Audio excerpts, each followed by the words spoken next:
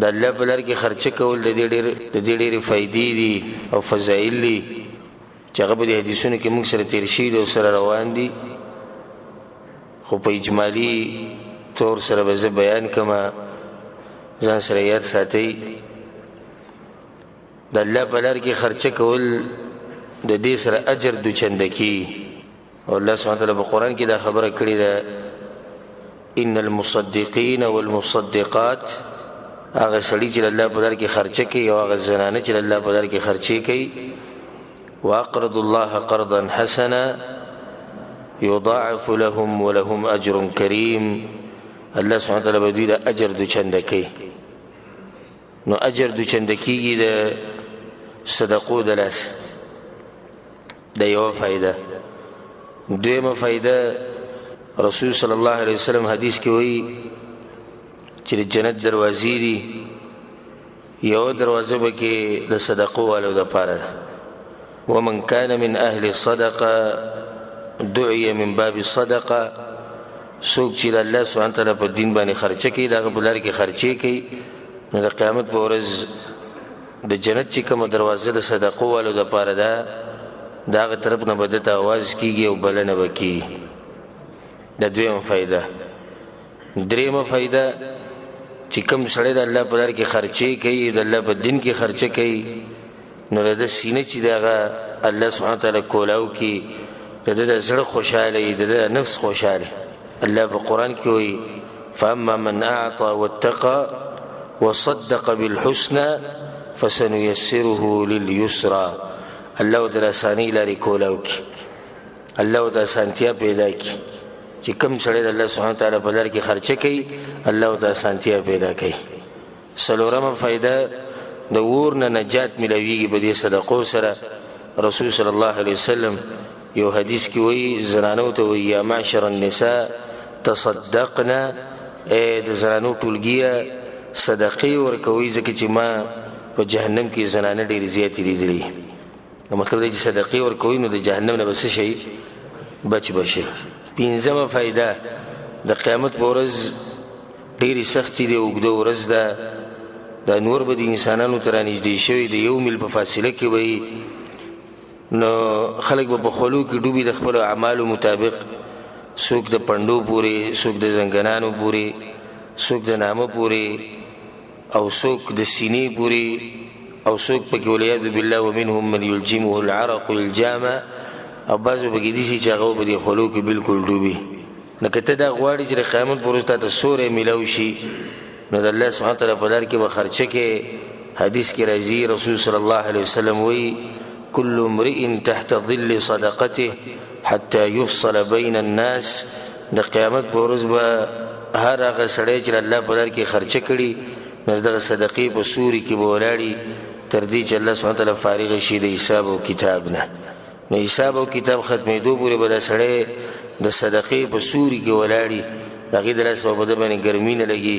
د هغې د لاسه به په ده باندې نور نه لګي څومره غټه فایده او څومره غټ فضیلت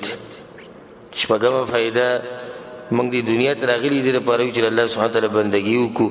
او هر هغه عمل وکړو چې هغه د الله خوښي او هر هغه کار نه ځان لرې ساتو چې هغه د الله نه خوښ نو د الله چې کوم کارونه خوښ دي په هغې کې یو کار دا دی احب الاعمال الى الله سرور تدخله على اخيك المسلم رسول صلی الله علیه وسلم وی د الله په خوښو کارونو کې یو کار دا دی چې ته مسلمان نور باندې خوشحالي راولي هغه له خوراک ورکې دغه سره مرسته وکړي دغه سره منډه ووایي هغه باندې خرچه وکړي نو که ته دا وایې چې زه داسې عمل وکړم چې هغه د الله سبحانه وتعالی خوښي نو یو عمل پکې دا دی د الله سبحانه وتعالی په لار کې خرچه کول اوومه فایده د صدقو د لاسه ګناهونه ختمي مونږ هر انسان ګناه کې واقع دی څه نه څه ګناه کې خو انسان واقع دی من ذا الذي ما ساء قط ومن له الحسنى فقط څوک دی چې ګناهونه د سره کړي نه دي هغه څوک دی چې همیشه نیکیانې کوي بلکې د آدم د بچي چې د کمزوري نو دوی نه ګناهونه کوي دې ګناهونو د ختمولو یو طریقه دا ده چې موږ د الله سبحانه وتعالی په لار کې خرچه وکړو او صدقه ورکړو دا څو فایدې شوي اتمه فائده رسول صلی الله علیه وسلم حدیث کوي او ان شاء الله حدیث مخ ته راشي چې کله انسان صدقه ورکړي الله په لار کې نو الله سبحانه وتعالی د صدقه اخلي په خیلاس کې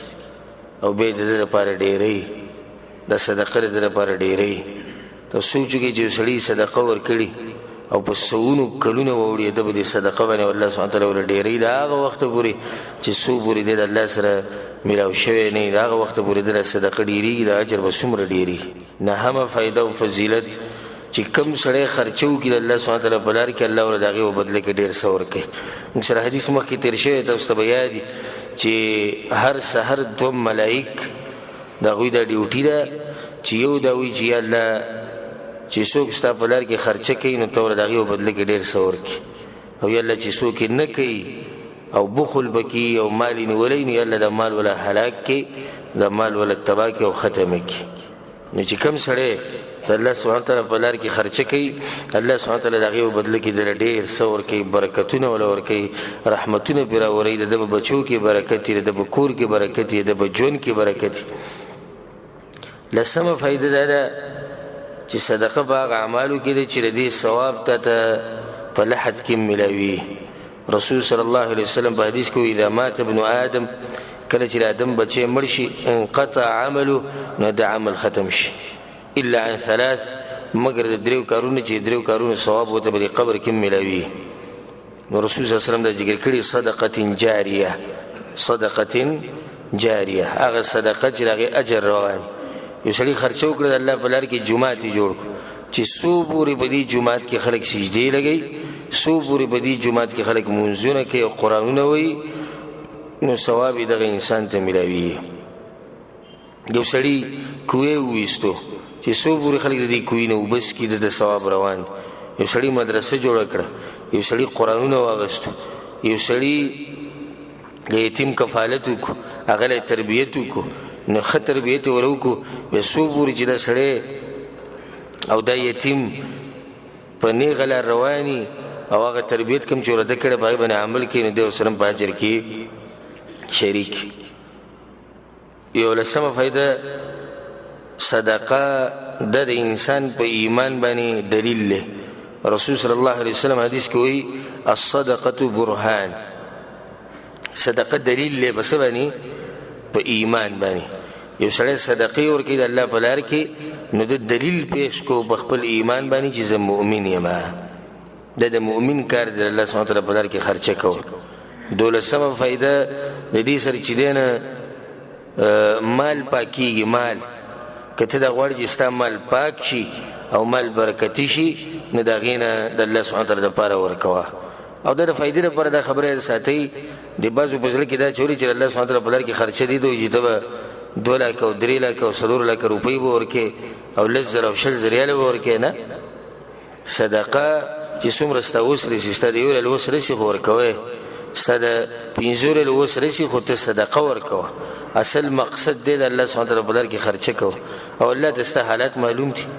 نو انسان له بکار دی چې د خپل وس مطابق خرچه کوي د وس مطابق خرچه د الله سبحانه وتعالی په لار کې کول مخکې موږ سره حدیث تیر شو رسول صلی الله علیه وسلم وی اتق النار ولو بشق تمره د اور نزان بچ کی اگر که د کجوري په یو څور کولو باندې ځان بچ کوي یو سړی نور طاقت نه رسی دغه طاقت رسی چې یو کجور روالي او غد و ټوکړي کې یو ټوکړه د الله په لار کې ورکی نو دي شي کوي دا موږ خبانه نه ولیدا چې بس ما سره پیسې ډېری نشته لکه ته خرچوي نه کې الله په لار کې بس دعا کو چې الله حالات برابر کړي حالات خو د قیامت پورستانه برابرېږي موږ ته پته ځکه چې پیسې سم ډېری کې ته دعا کو چې الله حالات خبر برابر کړي او الله حالات خبر برابر کړي دا برابرېږي نه خو دې شي دا چې ته د خپل حالاتو مطابق چې دین همیشه خرچه کو الله سبحانه وتعالی په دین کې اخرنی فائدہ به ذکر کو هغه دا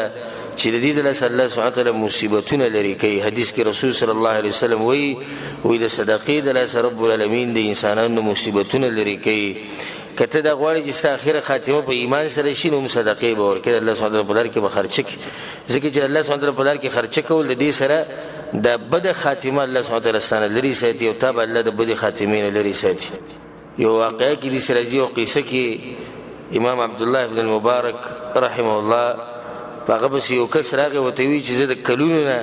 د خپل شکایت کوم زما د خپل خانه شو او زما د خپل کې دا مرض دی دغه مرض دی د کلونو دا مرض دی